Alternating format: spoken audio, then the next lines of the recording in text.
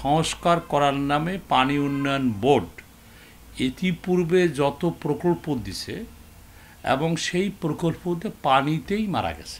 জাতিসংঘের তত্ত্বাবধানে পানির নীতি কনভেনশন আমরা যদি একটা অভিযোগ দায়ের করি তাহলে আমরা আমাদের এই নদীর পানির ন্যায্য হিস্সা আমরা পাব।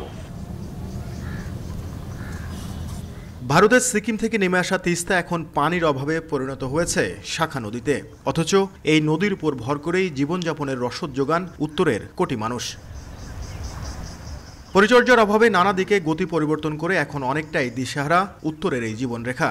বর্ষায় প্লাবন আর ভাঙ্গনের তাণ্ডবে নদীগর্ভে বিলীন হচ্ছে একের পর এক গ্রাম, আর শুষ্ক মৌসুমে পানির অভাবে ধুধু বালুময় প্রান্তর।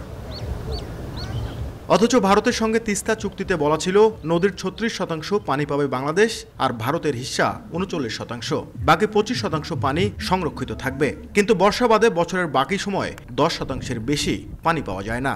জাতিসংঘের তত্ত্বাবধানে পানির নীতি কনভেনশন কিংবা পানি নীতিমালা যেই আছে অথবা আরও অন্যান্য যে প্রতিষ্ঠান আছে, আমরা যদি একটা অভিযোগ দায়ের করি তাহলে আমরা আমাদের এই নদীর পানির ন্যায্য হিস্সা আমরা পাবো। তিস্তা নির্ভর কোটি মানুষের জীবন জীবিকা যখন হুমকিতে, তখন আশার আলো জাগানিয়া হয়ে আসে তিস্তা মহাপরিকল্পনা। আমাদের তিস্তা মহাপরিকল্পনা, সেটাও আমরা বাস্তবায়ন করব। প্রতি বছর তিস্তায় যে বিপুল পরিমাণ ক্ষতি হচ্ছে সেটি মোকাবেলায় দীর্ঘ সময় ধরে দাবি ছিল তিস্তা মহাপরিকল্পনা বাস্তবায়নের, যার প্রতিশ্রুতিও মিলেছে সরকারের সর্বোচ্চ পর্যায় থেকে। তবে পানি উন্নয়ন বোর্ড বলছে আপাতত টাকার অভাবে তিস্তা মহাপরিকল্পনা বাস্তবায়ন করা সম্ভব নয়।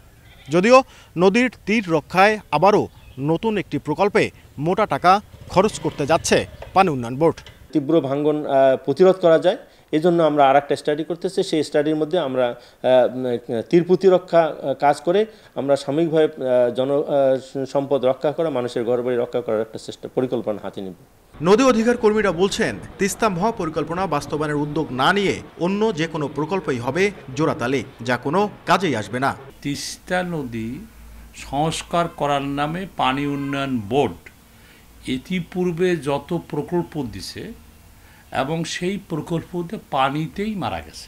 এই টাকাগুলো দিয়ে কোনো কাজ হয় নাই। আমাদের কথাটা হচ্ছে যে মূল কনসেপশনকে, মূল কন্টেন্টকে বাদ দিয়ে মহাপরিকল্পনার যদি আলাদাভাবে করা হয় তাহলে মূল কন্টেন্ট কিন্তু ব্যাহত হবে, এগুলো টাকার অপচয়ই হবে।